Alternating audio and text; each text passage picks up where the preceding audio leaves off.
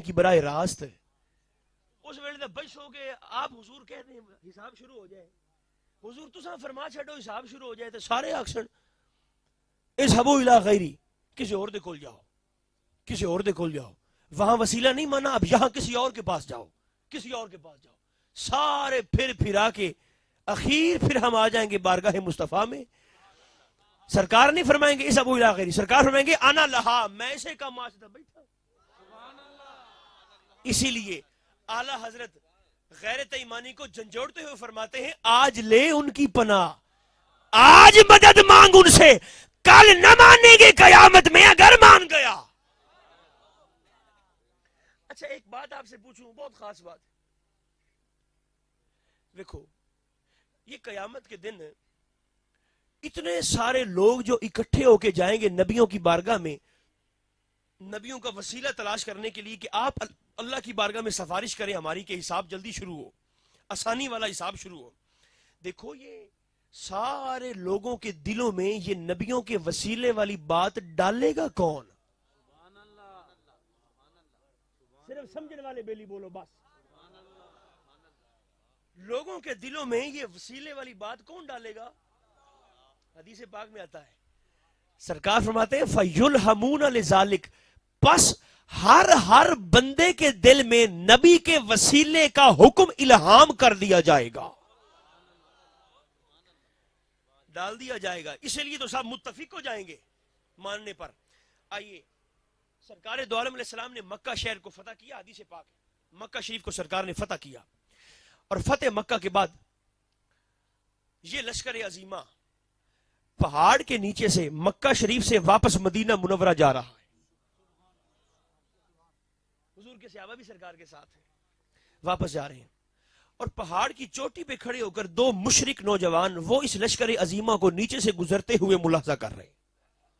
دیکھ رہے ہیں دونوں مشرک ہیں, دونوں نوجوان, دونوں مکہ کے رہنے والے. ان میں سے ایک نوجوان کی نظر پڑی ہے نا لشکر میں موجود سب سے آگے اونٹنی پر سرکار دو عالم علیہ السلام سوار تھے آپ کے چہرہ پاک پر, اس کی نظر پڑی, پہاڑ پہ کھڑا ہے, چہرہ مصطفیٰ پر نظر جو پڑی نا, اس نے ساتھ والے سے کہا یار وہ چہرہ دی زیارت کرنے دے بعد مینوں لگدا انجے کہ میرا دل ہن مکے کوئی نہیں لگنا.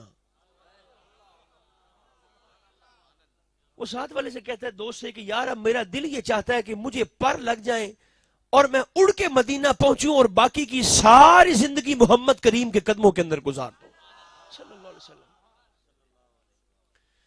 وہ جیڑا بیلیو نال کھلوتا نا نال, او کوئی یار نہیں ہے, کوئی یار مار آ, یار مار. دونوں مشرک ہیں. اس عاشق نوجوان کا بابا بھی فوت ہو گیا ہے, اس کی اماں بھی فوت ہو گئی ہے, چچا اس کی پرورش کرتا ہے. وہ ساتھ والا دوست گیا سیدھا اس کے چچا کے گھر اور جا کے کہتا ہے چاچا جی سنبھال لو اپنے بتریے نو, وہ آندا ہے کہ میں ہن مدینے جانا ہے تو مکے کوئی نہیں رہنا, تو مسلمانوں نے رسول دا کلمہ بھی پڑھنا ہے, سنبھالو بھتیجے نو. چچا بھی مشرک تھا, اس نے کہا اچھا آنے دو اس کو بات کرتا ہوں اس سے. شام ہوئی, بھتیجا گھر آیا, چچا سیخ پا بیٹھا ہے, غصے سے آگ بگولا. تو چاچا اندہ ہے اے میں کی سندا پیا, تو مدینے جانا چاہنے تو مسلمانوں نے رسول دا کلمہ پڑھنا چاہنے. نوجوان نے کہا چچا اچھا بہتر ہوا تجھے پہلے پتہ چل گیا ہے, میں نے تجھ سے یہ بات ابھی کرنی تھی, اچھا ہوا تجھے پہلے خبر ہو گئی ہے. وہ کہتا ہے چچا جب سے میں نے اس اونٹنی والے حسین نوجوان کے چہرے کو دیکھا ہے میرا اب دل مکہ میں نہیں لگ رہا. چچا نے اسے روکنے کے لیے ایک اور ترکیب سوچی. چچا نے کہا تینوں پتا نا کہ تیرے باغ میرے کول, تیری جائیداد میرے کول, تیرا پیسہ میرے کول, سب کچھ چھین کے کنگال کر دوں گا اگر یہ ارادہ ترک نہ کیا تو. وہ اندھا ہے چاچا یہ تو ایڈی کھوڑ دی تکلیف کیوں کرنا ہے, کھو نہیں, اگر یہ سارا کچھ تجھے میں اپنی خوشی سے دے دوں پھر مدینے جانے دو گے؟ کھو نہیں, خوشی سے لے لو, رضا سے دیتا ہوں, بس میں نے مدینے جان دے. چچا نے سب کچھ چھین چھان کے کنگال کر دیا, گھر سے دھکے دے کے نکال دیا. نوجوان باہر گیا, 2-4 قدم چلے ہوں گے, واپس آ گیا. جو لباس پہنا ہوا تھا جسم پر وہ لباس بھی اتار کے چچا کے منہ پہ مارا. تے چاچے نو آندا تیرے پیسیاں دا آیا ہویا لباس بھی پا تے اس پاک بارگاہ دے وچ نہیں جانا چاہندا.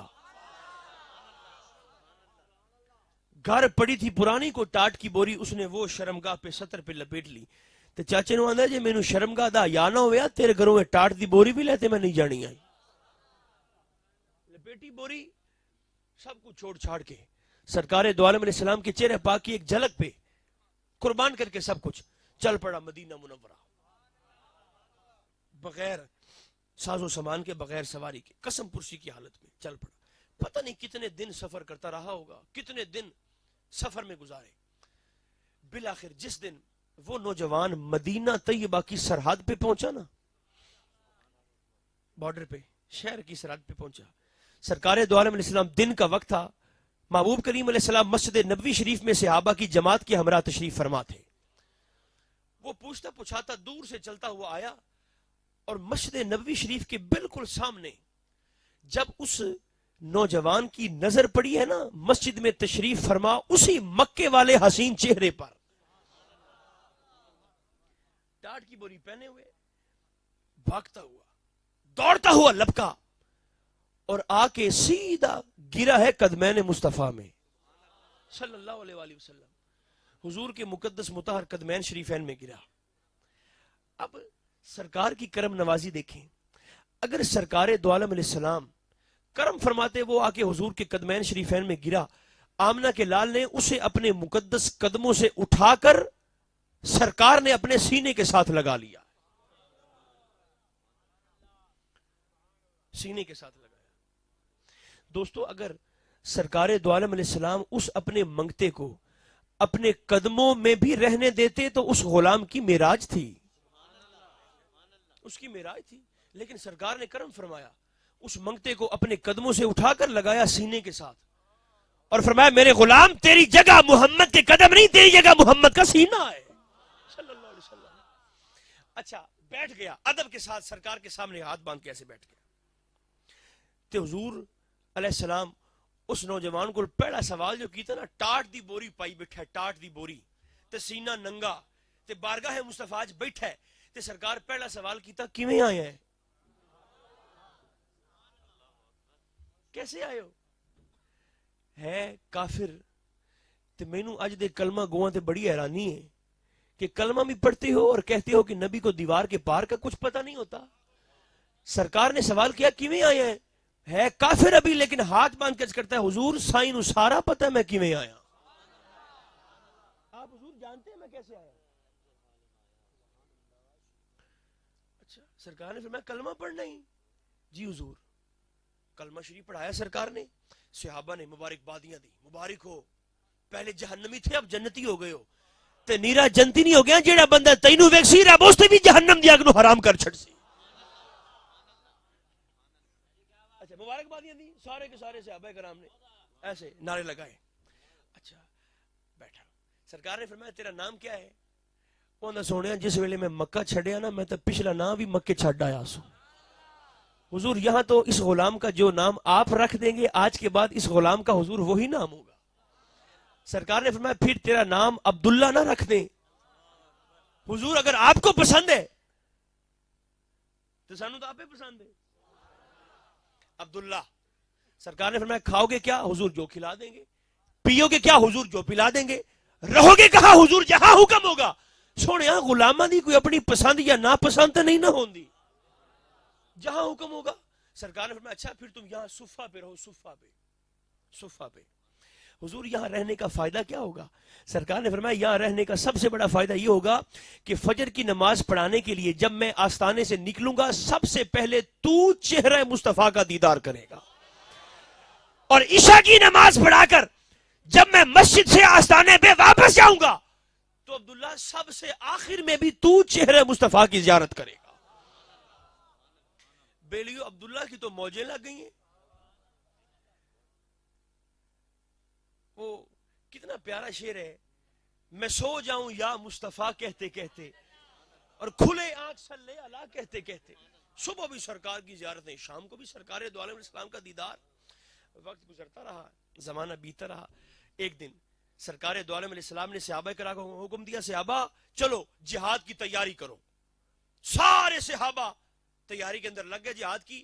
عبداللہ بجدے بجدے آئے, حضور قبول فرماؤ تو جہاد تے میں نہیں چلنا. فرمایا ٹھیک ہے تو بھی چل.